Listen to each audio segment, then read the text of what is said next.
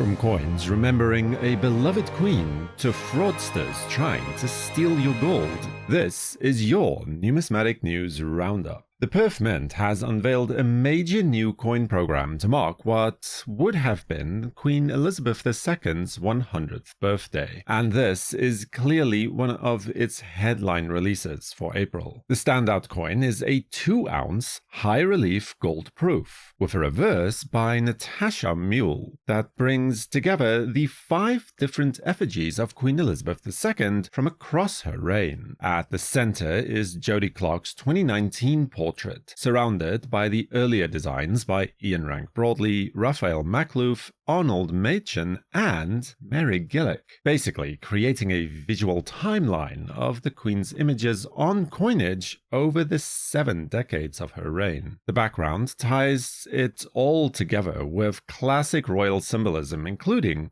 Australia's golden wattle, St. Edward's crown, the sovereign's orb, the Tudor rose, and the sovereign's scepter. And in terms of rarity, the Perth Mint is keeping this one extremely tight. The 2-ounce gold proof is limited to just 100 pieces worldwide. There's also a 1/4-ounce gold proof with a mintage of 750, plus a 3-coin silver proof set in proof, gilded, and colorized finishes, limited to 2,000 sets. On top of that, the Mint's April lineup also includes a 40th anniversary gold kangaroo coins, a Year of the Horse rotating charms silver antiqued coin, and a 2026 Anzac Day $1 carded release.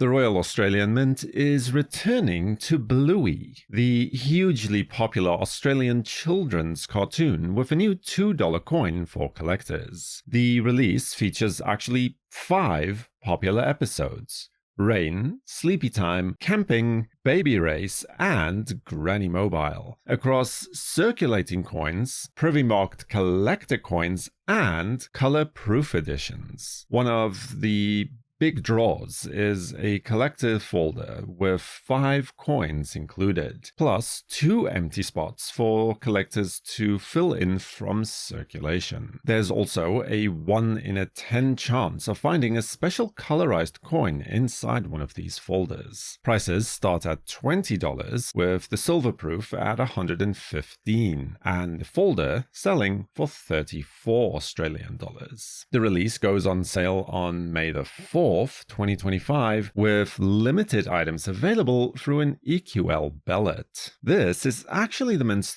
3rd Bluey coin program, and after the 2024 release sold out fast, it's easy to see why they're bringing them back. A fascinating Byzantine gold hoard in Turkey is now giving researchers a fresh look at one of the most chaotic periods in early medieval history. Known as the Sivas hoard or the Sivas hoard, the group of coins is held at the Sivas Archaeological Museum and was added to the collection in 2009 after being confiscated. No one knows exactly where it was found, but experts say that the coins clearly belong together and date from roughly 602 to the year 668, covering the reigns of Phocas, Heraclius, and Constans II. What makes this especially interesting is that a new study has finally given the hoard its full scholarly analysis. The coins are mostly gold solidi, along with a single tremesis, and beyond their value as money, they are also showing us how emperors used coin portraits as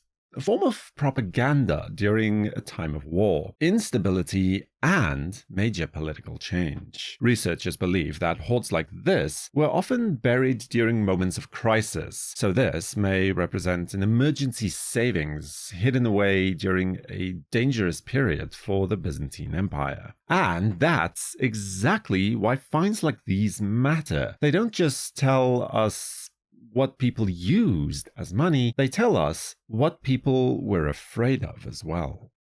A major fraud warning this week is putting coin dealers right in the middle of a fast-growing scam. It's called the gold courier scam, And, according to the FBI, it costs Americans more than $262 million in just the first 10 months of 2025. The scam usually starts with someone pretending to be from a government agency or a fintech company of some kind, telling the victim that their money is at risk and they need to protect it by buying gold bars. The victim is then sent to a coin dealer, told to pay cash, and then later hand the gold over to a courier for so-called safekeeping. And that is the key detail here. No real government agency is ever going to tell you to buy gold and give it to a stranger. One coin professional interviewed by CoinWorld said that he encountered a would-be victim trying to buy more than $1 million